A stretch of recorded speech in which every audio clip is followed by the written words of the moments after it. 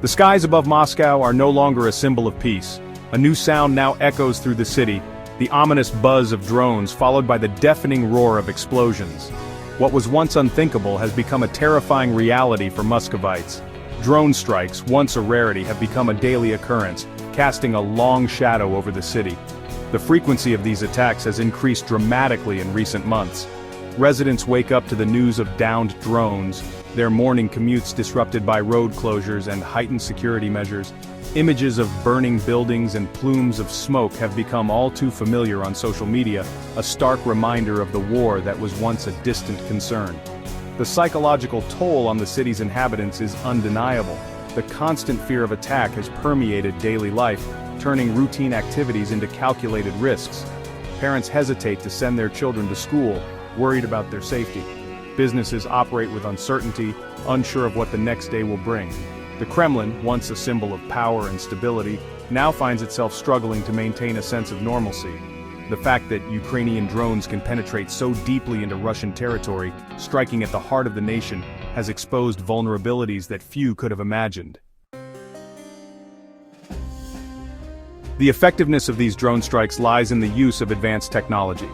Ukraine's arsenal now includes long-range drones capable of carrying significant payloads over vast distances. News sources are saying a new version of a Tomahawk missile with mobile capabilities are now being made in Ukraine as well. Unstoppable and stealthy is a nightmare for the already antiquated Russian military. Ukraine is said to be a major arms maker in the near future, not only for itself but other nations, as we watch these gladiators defend and overpower the occupiers from Russia, with the help from President Trump and other Western allies. These are not the small reconnaissance drones of the past. These are sophisticated weapon systems capable of inflicting substantial damage and sowing fear far beyond the front lines. The long-range capabilities of these drones have changed the calculus of the war. No longer is Ukraine limited to defending its own borders. It can now strike back, targeting strategic locations deep within Russian territory, including the capital itself. This newfound reach has emboldened Ukrainian forces and shaken the confidence of the Russian leadership. The use of these drones poses a significant challenge for Russia's air defense systems. Moscow, despite being heavily fortified, has proven vulnerable to these attacks. The drones' ability to fly at low altitudes, coupled with their relatively small size, makes them difficult to detect and intercept. The vulnerability of Moscow to these attacks has sent shockwaves through the Russian military establishment. It has exposed weaknesses in their defenses and raised serious questions about their ability to protect the nation's capital from attack. This sense of vulnerability has fueled public anxiety and cast doubt on the Kremlin's ability to ensure the safety of its citizens. Ukraine's success in carrying out these drone strikes is due in part to the significant military aid it has received from Western allies. The United States and other NATO countries have provided Ukraine with advanced weaponry, intelligence sharing and training, all of which have bolstered its ability to defend itself against Russian aggression. One of the most significant contributions has been the provision of Patriot missile defense systems. These systems, highly effective against aircraft and ballistic missiles, have significantly enhanced Ukraine's ability to intercept Russian airstrikes and protect its critical infrastructure.